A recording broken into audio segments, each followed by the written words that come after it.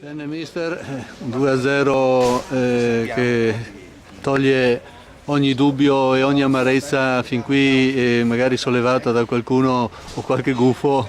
Portogruaro Calcio deve andare avanti per la sua strada. Lei ha sempre detto e sempre predicato che non era per niente preoccupato. Questo 2-0 comunque salva un po' tutto.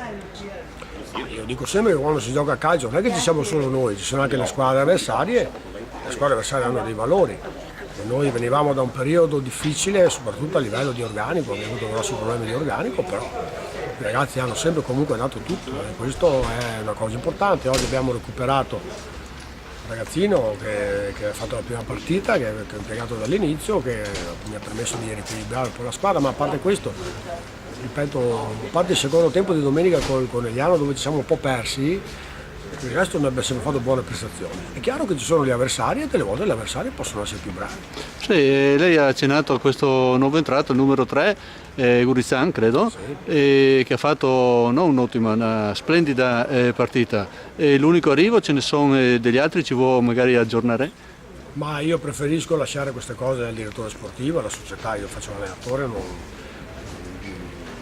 dovrebbe arrivare qualcos'altro, però ripeto, meglio che glielo chiedi al direttore sportivo. Sì, domenica si chiude il girone di andata, abbiamo il Careni, credo sia secondo in classifica,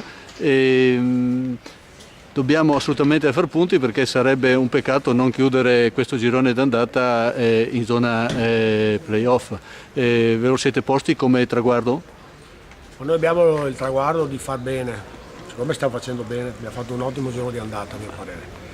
È chiaro che noi non abbiamo organici a livello delle prime 3-4 squadre, non ce le abbiamo, ma questo non è per noi un motivo di preoccupazione, non è per noi un motivo di inferiorità, nel senso noi proviamo sempre a giocarcela con tutti. È chiaro che ci sono delle partite in cui si fa fatica anche per merito degli avversari e soprattutto per il valore anche degli avversari.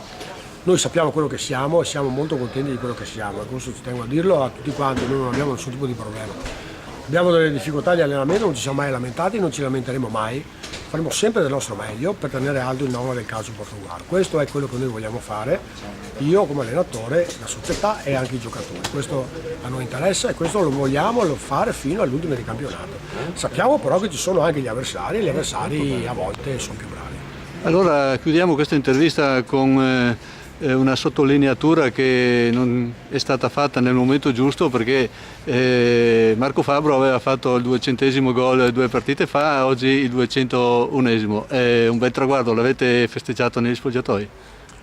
Ma noi festeggiamo sempre le vittorie e festeggiamo e cerchiamo anche di supportare con grande serenità le sconfitte, perché per crescere ci vogliono anche quelle. Ci diamo da fare e festeggiamo naturalmente quando vinciamo. Grazie.